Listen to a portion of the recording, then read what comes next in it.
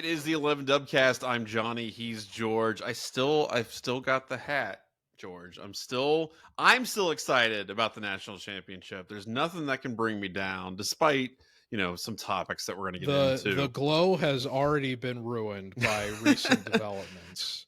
I'm going to be couldn't even enjoy it for a week. No, we're not Michigan fans. We're not going to be the most abjectly miserable fans on the planet to where we can't even have fun with the national championship for a solid week. I'm excited. I'm still happy. And I accept that losing coordinators is a natural part of the circle of life in college football. I don't agree with you, and we can get into that. I think it is to an extent. I mean, when Ohio State won the national championship in 2014, they immediately lost Tom Herman. And Tom Herman had made no bones about his desire. And I was similarly devastated with that. Yeah, but he had been especially because he immediately went to Alabama and consulted Saban on how they beat him. Right. But no, I mean, Tom Herman left. I mean, I think you see this occasionally, not even occasionally. I think you see it often after national championships. Coordinators get a lot of offers. Now, obviously, the specific context of this particular departure, I think, is obviously different than what you would have with some of these other things I might get into. But it doesn't burn me that much. And honestly, like I said, if you ever feel bad about it, just remind yourself that you could be Michigan. You could have your head coach leaving and your offensive coordinator your offensive coordinator needing to be the head coach and then your defensive coordinator leading. We would go insane if we constantly compared ourselves to Michigan. I agree with you know what? That's what we do. We might already be halfway there. All right. Well, let's talk about it just real quick. So on a very high level. Okay, go ahead. Yeah, we'll start up high and then we'll go down low. Relative to the coordinator carousel, when I think about what this program wants for itself and trying to, now that they've won a national championship, build themselves into the dynasty that they ultimately couldn't become under Urban Meyer. Mm-hmm. I think about, you inevitably end up making comparisons to the team that was most recently able to do it, which was Alabama. Sure. One of the key reasons that they were able to do that is because they were successfully retaining their coordinator talent for more than just one season. They were hiring a bunch of coaches to be analysts, but you would be hard-pressed to argue that the first run of their dynasty was very heavily supported by having the guy that ultimately became Georgia's head coach and took that team to multiple national championship winning seasons, was serving as probably the best member of the staff under Saban for many, many years. Now, Ohio State's done a great job with retaining a lot of their lower level assistants, but I think if you want to be a dynasty in this sport, you really got to go out of your way to keep your high level coordinators. And it's difficult to stay in that rhythm without employing that sort of consistency. I don't know who's going to be a suitable replacement for Jim Knowles, because we're going to get into how we're kind of coping with it relative to what we don't have to worry about now that Knowles is gone anymore. But it's the same thing with when we were talking about people wanting to get rid of Ryan Day. Who is going to be the suitable replacement for that guy, and how long until you inevitably complain about the shortcomings of whoever that replacement is? Because there's presumably going to be more than the guy that was just there. Well, for those who have not heard, I would assume that you probably have if you're listening to this podcast, but if you haven't, Jim Knowles, Ohio State defensive coordinator, was hired away for over $3 million a year, apparently. And we are recording this on the day the news broke, and this podcast comes out Tuesday afternoon. So we would hope you would have heard this news by That's right. now. So over $3 million a year going to Penn State, and Penn State, they needed a defensive coordinator. They had just lost theirs. And Knowles giving back over $1.25 million of his salary at Ohio State in order to make that lateral move. Right. So we'll get into a few things related to that. I will say this. So Kirby Smart, you're right. Kirby Smart was with Alabama for a long time, and he was, as much as we talk about those Alabama teams, I mean, really, what defined them was their defense, right? They had a very consistent defense that played very well for a very long time. I will say that Alabama was also notorious for rotating offensive coordinators quite often.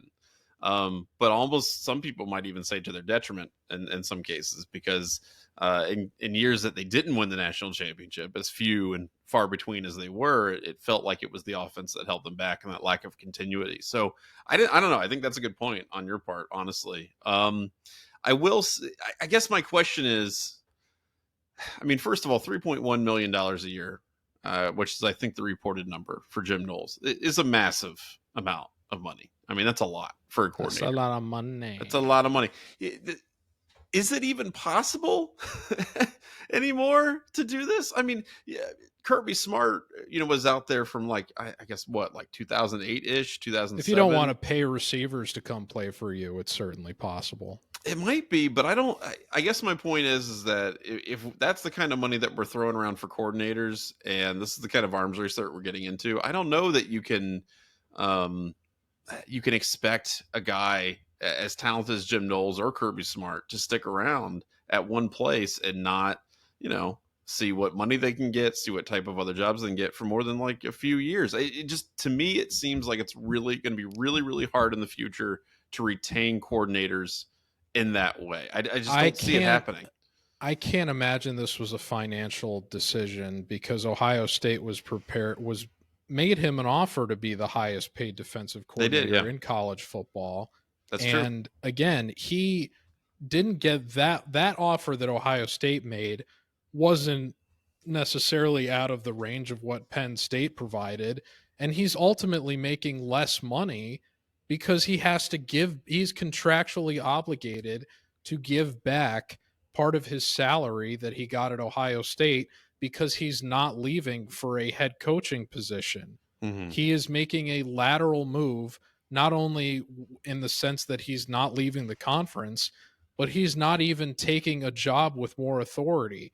He's just leaving for the same position at a different school where his salary goes up, but ultimately it's not the net positive it's made out to be, just because he's going to be forfeiting money. And he's not going to be I mean, I think, let's be clear, I think Penn State's going to be, shoving that over to Ohio State. I don't think that's coming out of Jim Knowles' pocket. Well, in any event, you have to be motivated by more than just pure financial interests in order to do what Jim Knowles just did less than a week after winning the national championship at Ohio State. Yeah, a lot's been made kind of about the coaching beef and maybe the drama between I guess Jim Knowles and Larry Johnson and Ryan Day. I honestly don't know.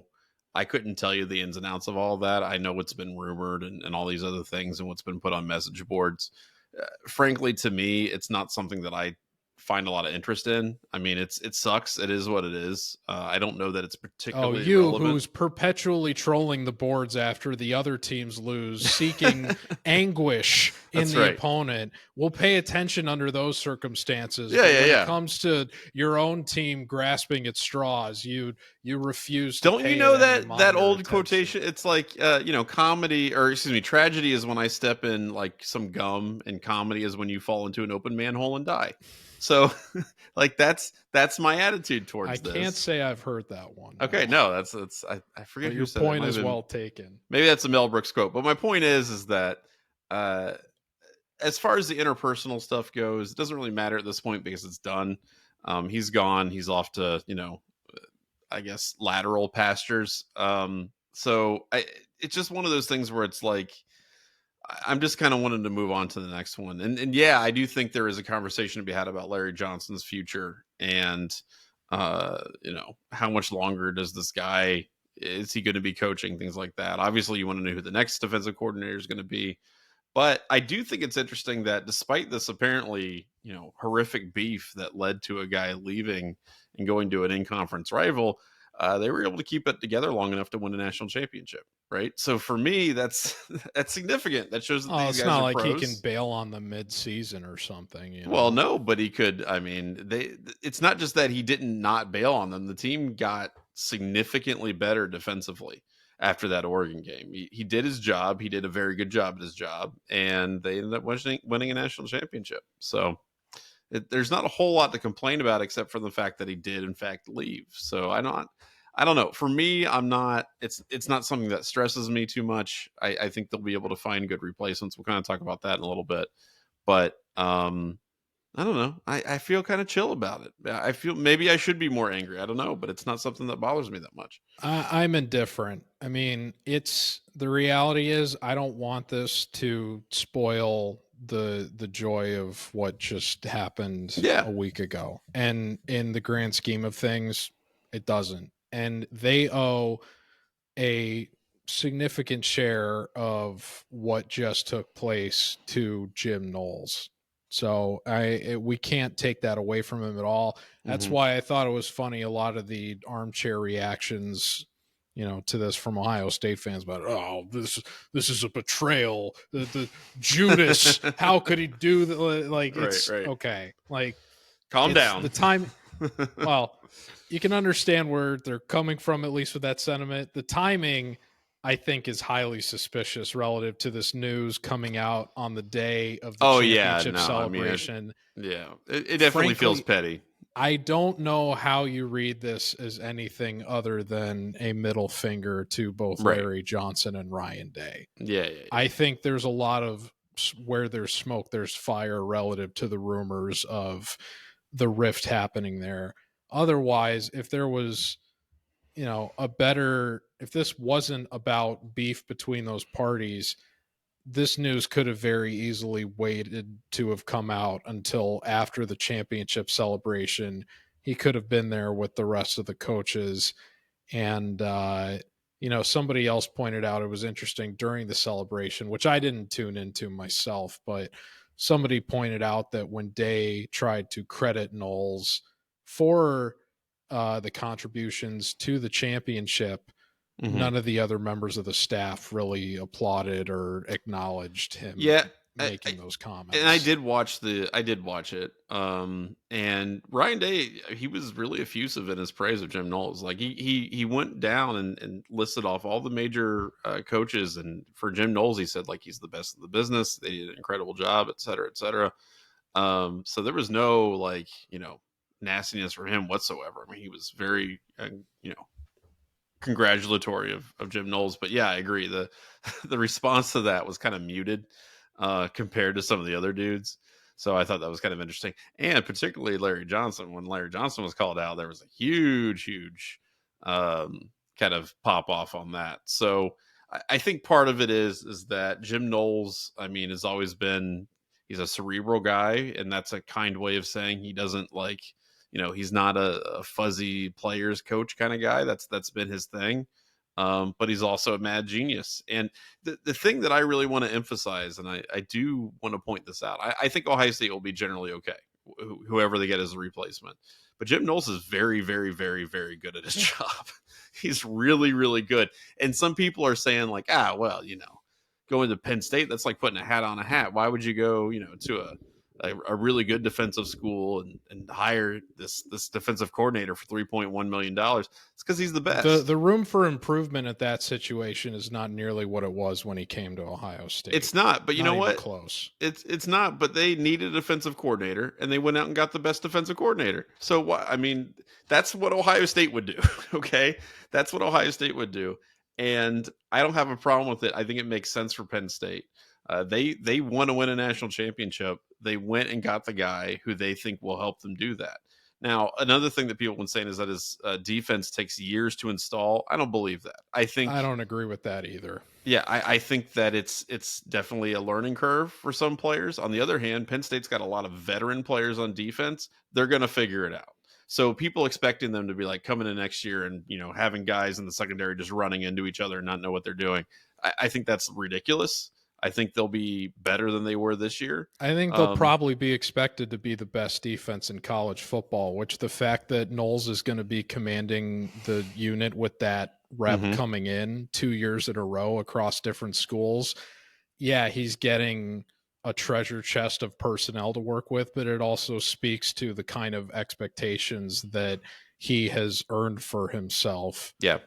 during his run at Ohio State and even before that in the Big 12. Yeah, I would agree with that. So no, I mean, Penn State's going to be very good under him, and he will instantly make them better. Will he make them, the best in the country? Maybe, I don't know, but I think sometimes people like to try to to walk back the accomplishments of people who've spurned us and go, they weren't that great. No, Jim Knowles is really good. He's probably the best defensive coordinator in the country.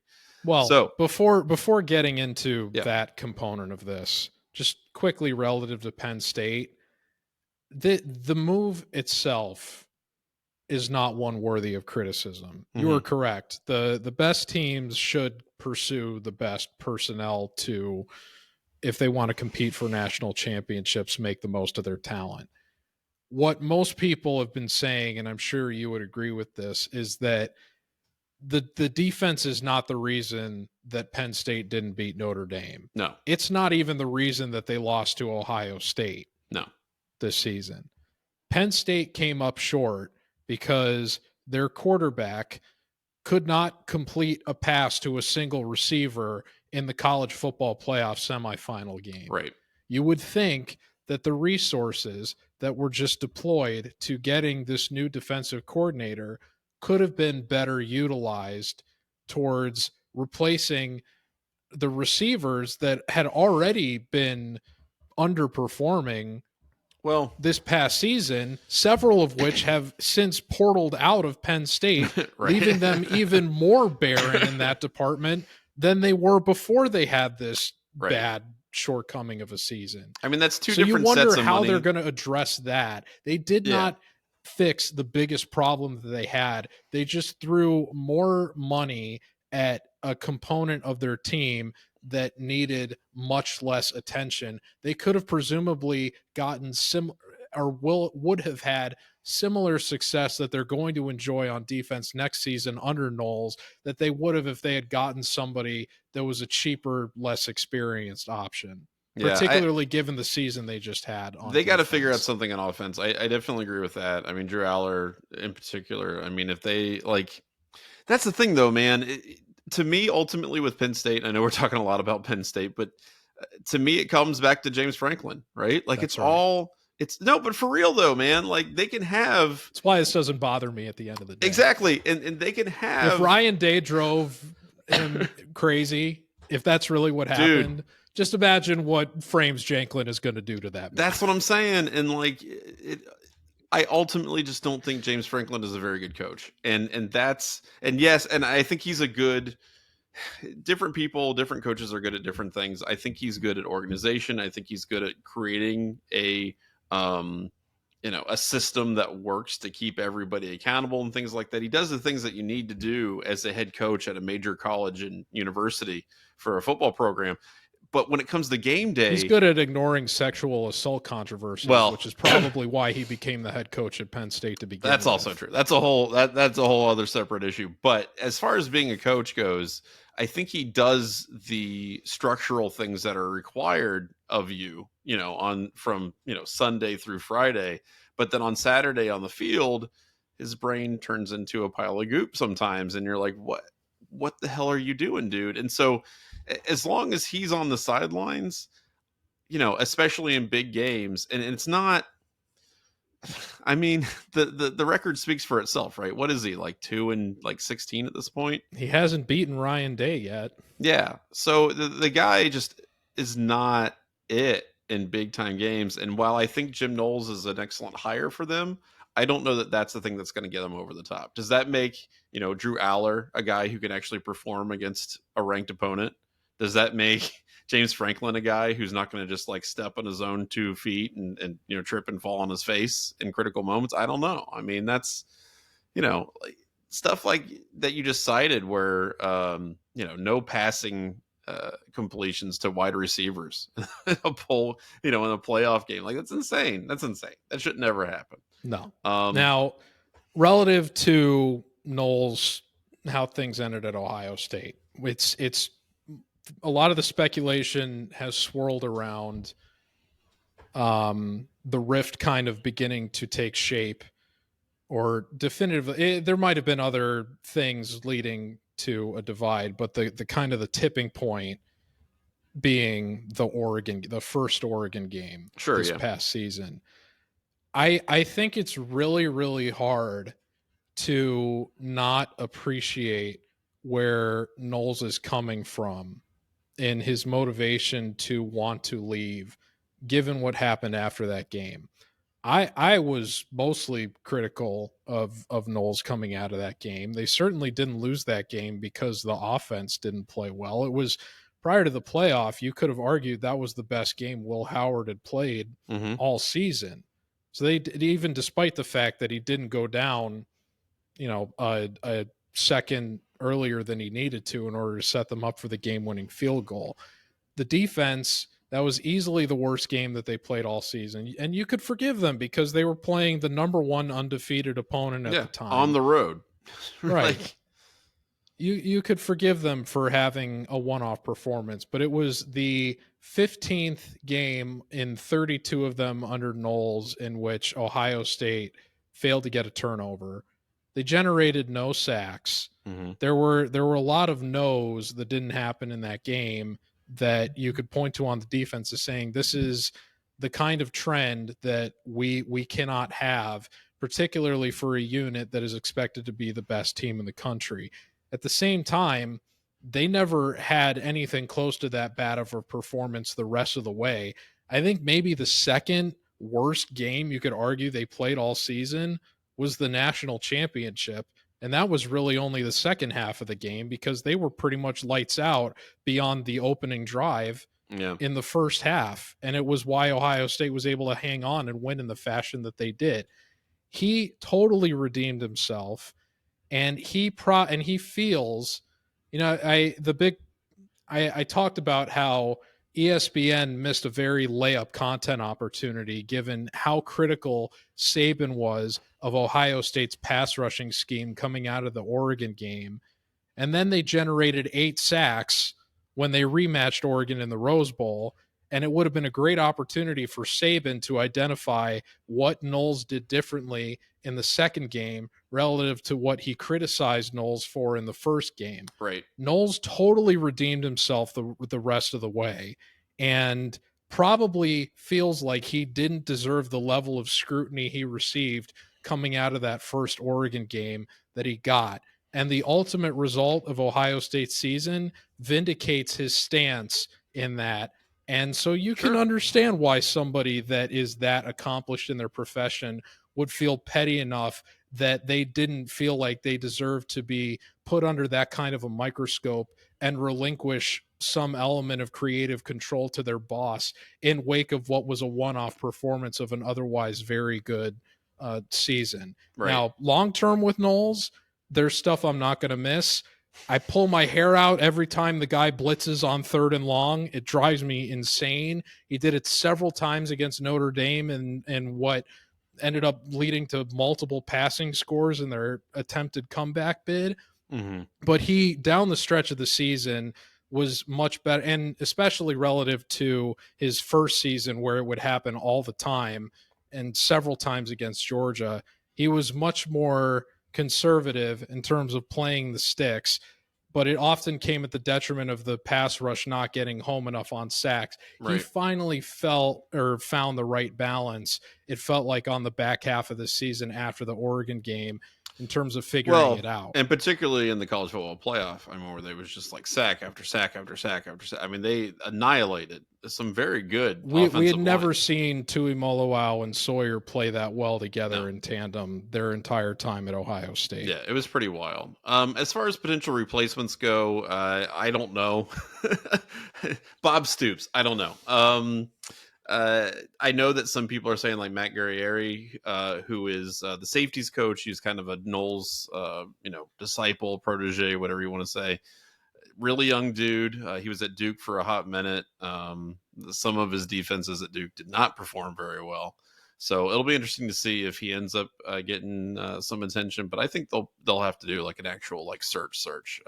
They may eventually go with Guerrieri, but I do think that eventually they're going to have to, look at all the names, go down the checklist and see who's interested. other thing that I want to mention real quick before we get to Ask Us Anything. I mean, that's not the only departure, right? Like, there's other guys who are leaving. You've got some, like Hero Canoe, for example, just announced that he's transferring, he's leaving. In addition to the public reprimand of Larry Johnson continues. Right. But you do have a lot of outgoing guys. I mean, in addition to like guys who are graduating, you've got a decent amount of transfers, mostly like depth stuff, nothing really huge. They were able to convince Carnell Tate to come back, which is huge. I think that duo of Smith and Tate is going to be, I think, just continue to be deadly. He's a really, really, really good player. So I'm excited about that. But I guess my question to you then is, before we switch to Ask Us Anything, is, with all of this taken into consideration, the fact that you're replacing so much on offense and defense, you don't know who your quarterback's going to be. If whoever it's going to be, it's likely either going to be like a redshirt freshman or a true freshman. You lost your defensive coordinator. You're losing basically your entire defensive line, your starters. What are your expectations for next season? Like, what are you looking at? This, I mean, I know this is like early, but what are your expectations going into the offseason? It's too early for me to answer that or worry about that, honestly. I don't, because as much as you can say that, I mean, they're getting back a ton of talent on the offensive line. That's true. That they just had to turn. And they added a piece who, I mean, that dude looks amazing, from Rice. Yeah. They have, and the guy from Minnesota has a lot of potential too. They were just saying, that, he's got a pretty light build at the moment for being a tackle, but who better than Ohio State's strength and conditioning coach, infamous for putting too much muscle mass on players to the detriment of their own late game stamina.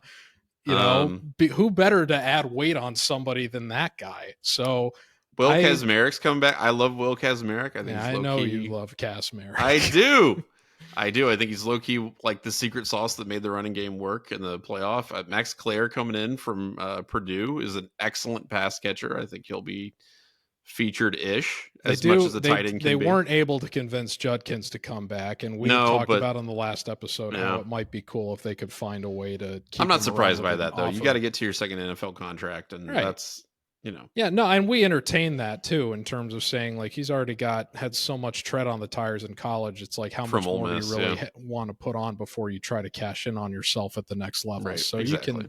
you can understand that. And you know what? I mean, we haven't really had to see him play in a consequential game yet, but it's not like he's had moments of brilliance in his own right. Granted, he's had several really good runs. Yeah. So yeah, you would think that he can blend with the guy from West Virginia well enough to a certain extent, and then running behind that offensive line that suddenly is inspiring, I think, much more confidence going into this season as opposed to entering last season when they were the biggest question mark of the team. You have to feel much better about that unit than you did a year ago. And this was a unit that, despite the fact that they ended up losing 2 starters over the course of the season, still ended up having 3 different All-American caliber talents. And even though all of them are going to be absent from next year's group, you still feel good about the guys that are coming in that they had to turn to in a surprise fashion to fill in a depth capacity. So you feel good about the offensive line.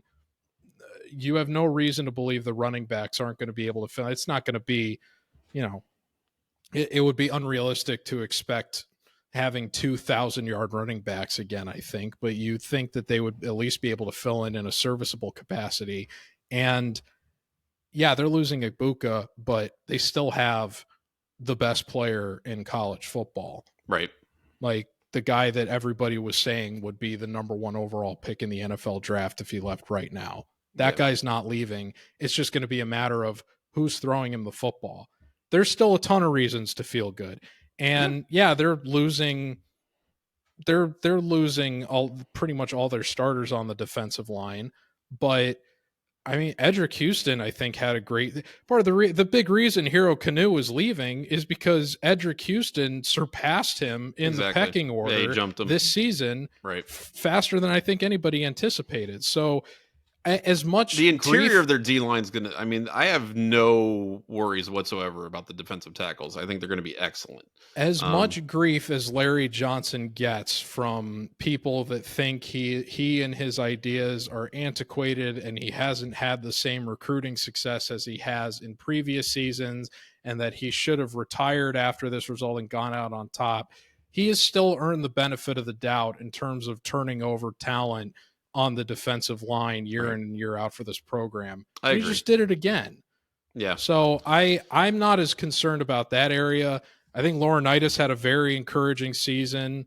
Cody Simon played incredibly well. Arvell Reese, I mean, when he filled in, he was great. You were highly skeptical of how Laurinaitis was going to do in his first season doing this. I wasn't skeptical. I just wanted to see, let me put it this way. I wanted to see it in action first. I just wasn't ready to declare him as anything until I actually saw a game played.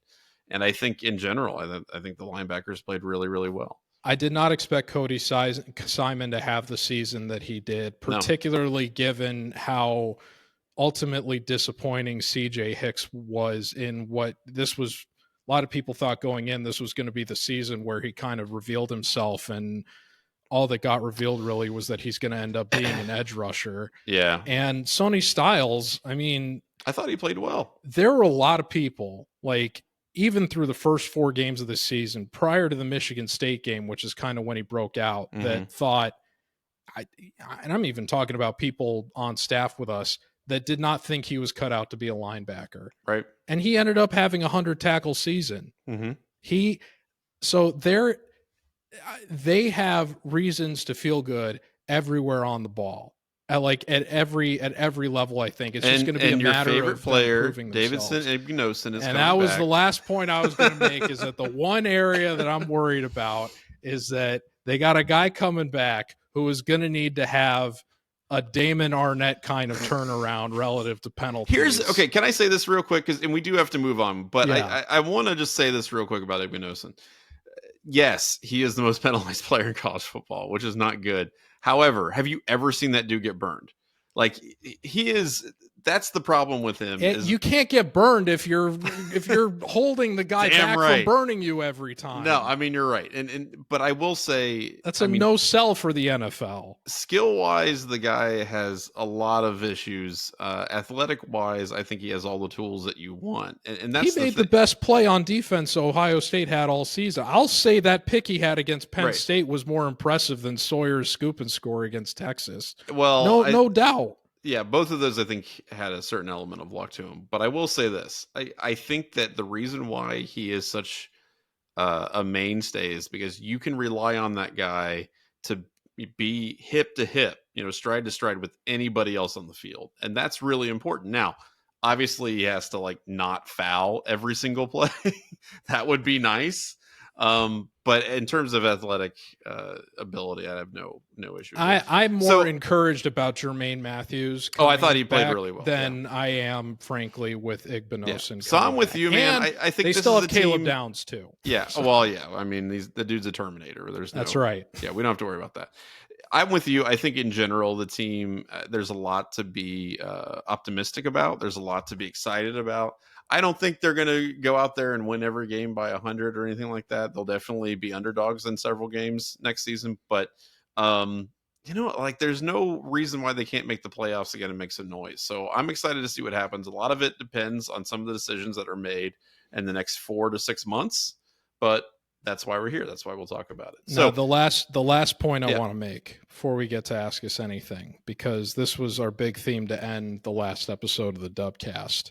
Mm-hmm. That crowd that hates Ryan Day more than they love OSU, one of the leaders of whom, C. Grant, by the way, asked to fight bare knuckles. Somebody got ethered, I hope to see that happen. Anyway, that crowd is obviously very humbled right now, but that sentiment doesn't go away, as I detailed in that story to close the Dubcast about when the Milwaukee Bucks won their championship season. People are still quietly going to hope that Ryan Day gets axed, even in spite of what just happened. this little rumored beef that just happened between Day and Knowles very pettily choosing to go to Penn State makes November 1st next season an extremely intriguing date, and one that will be circled on the calendar by that crowd that is waiting for a reason to go off on Ryan Day. Now, they could be undefeated going into that game, but if Day loses for the first time to Penn State, even if that doesn't end up compromising Ohio State's college football playoff aspirations, as we just saw with them losing 2 games this past season, you are going to hear that crowd get very vocal again relative to talking about, is Day the right guy to be managing all of these high-level personalities over the long-term course of building a program at Ohio State? I don't think that's a fair criticism, but it's one that is going to take shape, and one that the people that hate Day are waiting to make in wake of the news that just unfolded relative to Knowles. Yeah. So Penn State is already the most consequential game on the schedule for Ohio State next season relative to what just happened. I'm grateful they're playing at home. I'm still not intimidated by Big Game James, but I think that Penn State, more than any other game they've played against them in recent memory, is the most must-win game for them next season relative to keeping this program confident. Especially after Jim Knowles. I mean, I think that immediately bumps it to the top behind. Well, obviously behind Michigan, that's a whole other beast. But aside from that, I mean, that's pretty much it. So we'll keep talking about that. Let's go ahead and do Ask Us Anything. And before we do that, we have to remind you, of course, that the Dubcast is sponsored by the Dry Goods Store at 11warriors.com. Shirts, hats, stickers, all kinds of stuff. Check it out. There are more Shirts Championship shirts. Go get them. They're cool. They're fun. They're new. They're hip. drygoods.11warriors.com. A lot of cool stuff in there now. Check it out. So this is Ask Us Anything, and we remind you that you can ask us literally anything by sending us questions to dubcast@11warriors.com. I mentioned I had a few in the can from last time. This is from Bryant. Hi, guys. It worked out that we didn't have another championship played as an SEC home game, which is nice. I know this is Ask Us Anything in the email below from a couple weeks back, but, is there anything in particular about these games that have to be played in the South? These bowl games. Like, why do we do it? Why do we always? I mean, I understand people want to go to Miami and party or whatever, but like, why do we always got to do it in Atlanta and Miami? Why can't we have a national championship in Minneapolis? I think it's a fair question. I mean, you certainly can't do it at like Soldier Field or Lambeau Field, but there's plenty of climate-controlled stadiums in the Midwest. I mean, or even in Cali. Like, I don't understand. It's always like it's in Dallas or it's in freaking Atlanta, and it's like I don't know. It's stupid to me that Texas, just by dint of being a 3-hour drive from Dallas, gets a virtual home game, pretty much guaranteed if they get into the playoffs. No, and obviously, people have made the same point about Georgia relative to Mercedes-Benz Stadium for years. It's stupid. Even people within the SEC complaining about where the SEC championship takes place. Now, I will say, I wonder if that same sort of criticism will exist for Kurt Cignetti and the Indiana Hoosiers if they ultimately ever make a Big Ten championship game.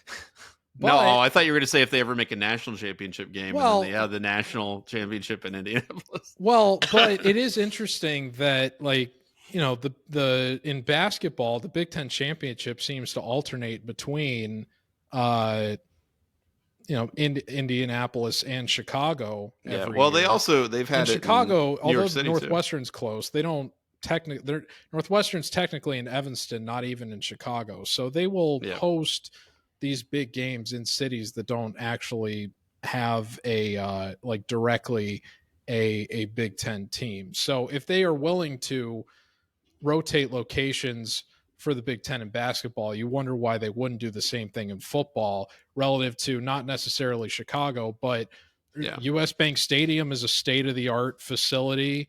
Ford Field obviously is a great place too. I think they need to hold it in the geographical center of the United States, like somewhere in like northwestern Kansas. and it's just in just one giant geodesic dome where they held all the national championships. I think Well, and you be would think too, now that the Big Ten has expanded sea to shining sea, that they would, work the yeah, Rose Bowl that's right. or wherever the Rams and the Chargers play their games too in That's what Los I'm saying. Angeles. Go out to Cali. Just make everybody mad. Got a lot of I'm with different you options. though. One of the first things that I wrote for 11 Warriors was actually talking about that. I made a really stupid MS Paint picture about it that I'm very proud of. But it was literally like an outline of the United States, and I drew a line through like the 46th parallel. And underneath the 46th parallel, I drew a little smiley face, and above the 46th parallel, I drew a frowny face. And I said, "There you go." So that's what passed for high art and quality writing about 15 years ago. Real quick, Bryant has also another question for me. What does the Japanese writing say on the T-shirt of Godzilla burning down Ann Arbor in the dry goods store? First of all, it's not Godzilla; it's an indeterminate lizard. Secondly, I can't say it. Yeah, I can't say it on air. But it's a bad word. It's bad. It's okay, so Japanese has several different forms of writing. This is katakana, which is used to transliterate foreign words into Japanese sounds, right? So that it can be said then in Japanese. And so this says a 4-letter word followed by Michigan. I think you can probably figure that out. I actually get so I can still read and write katakana, which is totally useless, by the way. It's just a nothing skill. But I asked my good buddy Quill, who still lives in Japan, to make sure we got it proper and correct. So that is proper grammar. Everything's in there, and it's great. So, and that's gonna do it for the 11 Weeb cast. Yeah, there we go. I can tell you all about my Japanese animes. This one's from Ian. I thought this is pretty good. I think this is in reference to the national championship game. Travis Scott forgets his tickets at home, performs on top of the stadium like Batman. Thoughts? I'll never forgive Travis. That was so weird. I don't know what was going on with that. First of all, I'll never forgive him straight up for one of the most evil things I've ever seen when he was performing that concert in which several of his fans were getting smushed to death, and he just kept demonically humming into the microphone while he was watching his fans literally die in front of him. But even more unforgivable than that, he squandered the Super Bowl halftime show in which they paid tribute to SpongeBob SquarePants. Oh, yeah, that's right. The show's creator in wake of his death. They totally wasted the Bikini Bottom Bubble Bowl tribute. But that wasn't his fault. That was because the NFL doesn't like having fun. Sicko mode Travis Scott performance. Yeah, that's because the NFL doesn't like having fun, and they were like, we'll throw the fans a bone, and then we're not going to do it. It was just stupid. All right, another one from Brian. Looking back, what was your worst last offseason hot take or preseason prediction that 100% sucked and didn't come true? Oh, I wanted Ohio State to start Julian Sayin over Will Howard. That's easy. I forgot about that. I have no problem admitting that. We talk about all the time who Howard was before this season. And Brian actually mentions members of our own beat were concerned about him throwing the ball up until training camp. No, you're right. August. And Brian actually mentions that I even said to Will Howard when they were looking for a quarterback in the portal, which I thought I wanted them to get Cam. I thought he was going to be, obviously he still turned out to be a really good quarterback, but I was disappointed. I didn't think Will Howard had it. I was my priority when I look at quarterbacks and I'm trying to evaluate them in whatever, stupid Stone Age way that I attempt to do that is basically just accuracy, right? Like, can a person be accurate under duress, in the pocket, rolling, in all situations? How accurate are they in comparison to their peers? And Will Howard was not accurate under any real circumstance compared to his peers. And I was like, this dude, what's he going to show us? In his last year of college football that he hasn't already shown, in the previous 4 seasons. So I was baffled. Honestly, I've used the word bafflement a lot, but I really was completely surprised by how much that guy improved. And that was pretty, I would agree. That would be pretty high up there. And after this season, I think a big part of this now, in terms of when you're evaluating projects, is, what is fixable? What have you proven you're good at fixing? And where else has the player already proven themselves where once you fix these issues, they're going to be able to flourish? Mm-hmm. We looked at Howard and we said, it's great that he's more of a dual threat than McCord was, but the guy has just proven not to be very accurate. Day has since come out in wake of all the success they've had and said when they looked at Howard, they saw a very complete player that just had bad footwork and fundamental mechanics. And they said, if we can fix those, how good can this guy be? Right. And when I heard that, I thought back to the comparison that, or I made the comparison in my head, and I thought back to when the Chiefs drafted Patrick Mahomes, that the knock on that guy was one of consistency and mechanics. And when the Chiefs traded up in the draft to get him, and people said, oh my God, this guy, Andy Reid, who has turned out marvelous quarterbacks throughout his NFL career, just got this guy who has an astronomical ceiling, who the only, not like, people are just wondering who's going to be the guy that get the most out of him. This is literally the best coach that he could have wound up with in terms of maximizing his ceiling. And now he's going to the Super Bowl again, and he's on his way to becoming the greatest he's already the best quarterback I've ever seen. Like, I have no problem admitting that. He's on his way to firmly earning that title outright. I mean, what? And like, he's if he barely wins even this year, halfway through his career. If he wins this year, it'll be like his 4th Super Bowl in 7 years, right? It's unbelievable. Yeah, I mean, that's insane. No. And I agree with you. I think Will Howard found himself in a similar situation. You had a guy in Ryan Day who's unbelievable at coaching quarterbacks, and you're right. I mean, he had, in addition to like all the physical skills, I mean, the leadership qualities that we saw at him all season were just unbelievable, just unmatched.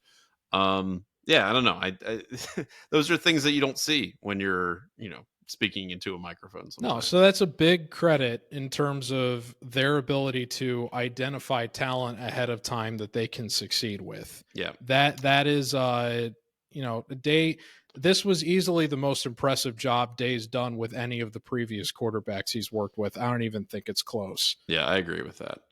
This next one's from Kevin. He says, do you think, given the weather, Ohio State should move its football championships indoors? St. John or the Shot. I don't know how that would work logistically. I'm not sure if you meant football. But no, I guess. Do you watch the Tennessee game? Yeah, no, we want that. Give me a break. This is from the fabulous Nicholas Jervy. So he wants to know, what's the most embarrassed you've ever been for an athlete? For him, it's when Ohio State's Jesse Mendez put Nebraska's Brock Hardy in a splattle en route to an individual national title at last year's NCAA wrestling tournament. Splattle where you have like your legs fully splayed and I can understand directly in the air. Yeah. That's a good question. I guess honestly, I would have to say it's probably J.R. Smith. Just forgetting what the score was. Not even an Ohio State answer. Wow. No. I mean, no, that's just. I wasn't embarrassed for it. I was like, that's the most J.R. Smith thing I've ever seen. I know, but who else would it be? But it's funny. Well, because I was watching it and I'm like, this guy, I mean, he's had this really long NBA career. He's won a title, all this kind of stuff. And that's him being a dumbass is what people are going to first think of when they think of it with J.R. Smith. And that really sucks. Not only that lone moment memory hold one of the best games of LeBron James' entire basketball career. Oh my God. It was unbelievable. Nobody remembers it because all they remember is the meme of J.R. Smith ruining it for the whole LeBron team. Like pointing. As a Jordan supremacist, I absolutely love J.R. Smith for that forever. Very grateful. My answer is very easy. Okay. Noah Ruggles is the most accurate kicker in Ohio State history, and the only thing anybody remembers that guy for is his kick against Georgia. Which is not even his fault, because they had to run out there with like 2 seconds, and he had no prep time and just had to wing it. And it wasn't just that he missed. It was one of the most unaesthetically displeasing shanks you will ever see in your life in the most important moment of the season for that team. Yeah. I felt horrible for him. That was pretty bad. I still do. Good questions out of all you guys for Ask Us Anything. Remember, you can keep asking those to dubcast at 11warriors.com. And, you know, we'll keep answering them. Real quick, we got to get out of here on this men's basketball. We got 10 minutes to get out of here within an hour for the first time in months. We're going to do it. Men's basketball fever. Catch it. Big win at Mackey. I think, since 2018? This season is it's already just an unreal roller coaster. They're all over the place. It's hilarious. Crazy. Now, I think that's just the mark of a very mediocre team that has some good shooters that can occasionally get hot. Like Micah Parrish, for example. Mediocre is extreme. Come on. No, mediocre is extreme.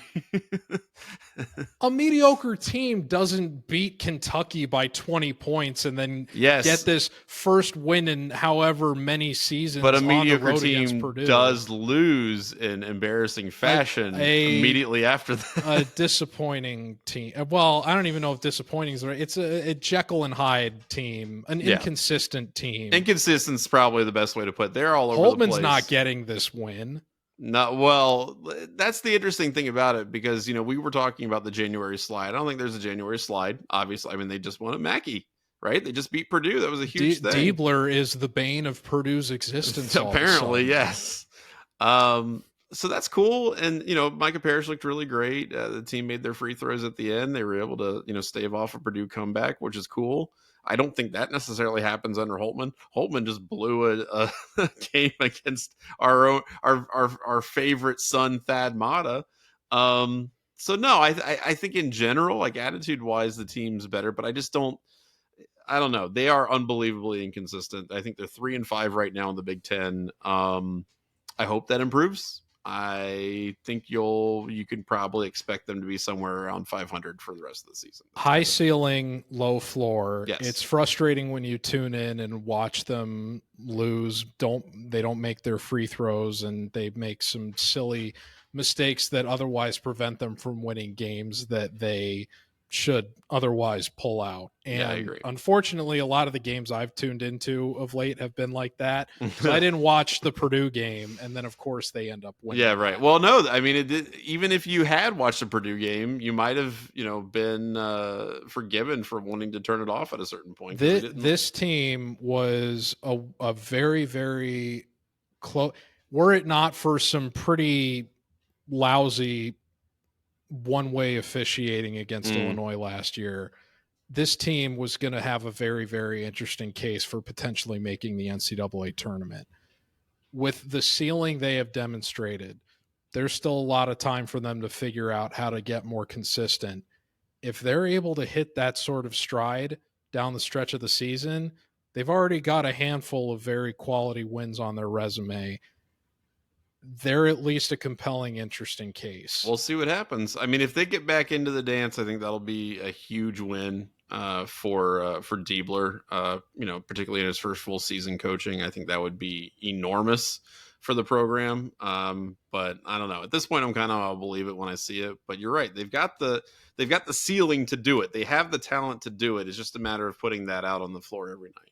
We didn't have these reasons to feel good under Holtman last season. Especially or not the season prior to that, really, even. That's right. Women's basketball finally took an L to Penn State, unfortunately, but they still remain in the top 15. I think they're ranked 12th right now. Last thing I want to ask you before we get out of here. Last time seeing a lot of these seniors on this team, this football team at Ohio Stadium, kind of a bittersweet moment. Who are you going to miss most from this football team? Oh, that's a good question. Probably Igbuka. Okay. I mean, I in an that's era, a good answer. In an era when like this receiving core has been consistently praised as the best in the sport. This guy has played second fiddle every single season that he's been at Ohio State. And yet he is the program's all-time leader in receptions because of how consistently he delivered all 4 years he was playing. I don't think relative to he doesn't get put even by we understand how good he is, and Ohio State fans like to say that guy would be, alpha dog at any school in the country. A lot of people say that about Carnell Tate too, if he were to go anywhere else.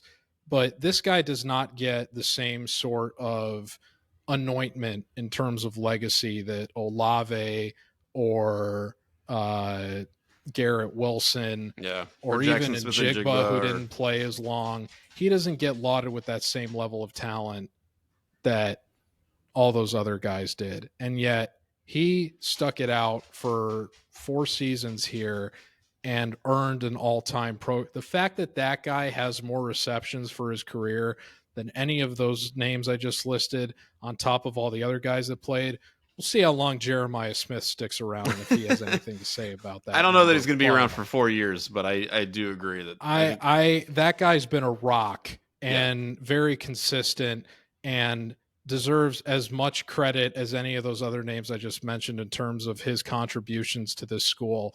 And he doesn't get it because he was never the number one guy all 4 of the years that he played here. So I'm going to miss him dearly. He was wonderful. Emeka was going to be my answer too.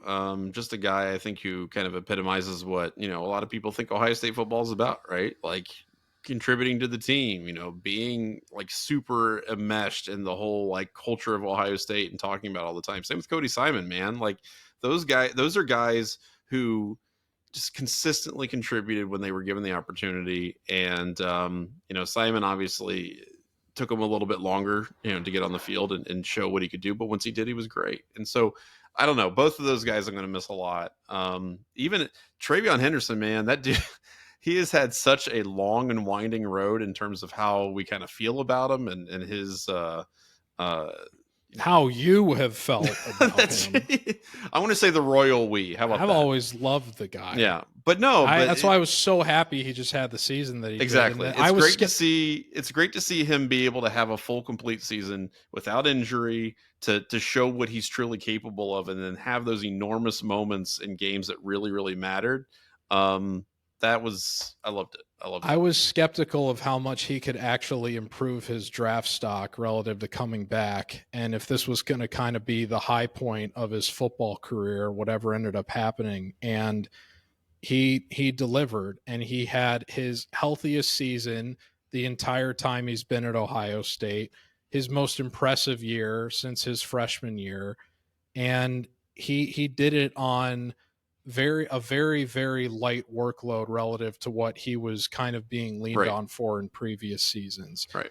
He had some of he had probably, he had the Tulsa game when he was a freshman, the first touchdown of his career that he scored against Minnesota, which was like the defining play of that game, was one of the best moments of his career. But so much of like the lion's share of best plays that he made in his time at Ohio State came from this season. And my favorite play of the Rose Bowl was the touchdown that he scored. I thought he had more of an argument to be Ohio State's MVP against Texas than Jack Sawyer did. He was outstanding. I'll miss him a ton too. I agree. He was great. So to all the seniors, everybody who's leaving for Ohio State for the final time, we just want to, wish you the best and adieu. Forever in our hearts. Yeah, that's right. And we'll keep talking about it. We'll keep getting into, obviously there's a lot more football stuff to come with the draft, but we'll talk more about the basketball team and everything else. And hey, look at us. Under an hour. We did it. We delivered. Until next week, I'm Johnny. I'm George. And we'll see you next time. Take care, folks.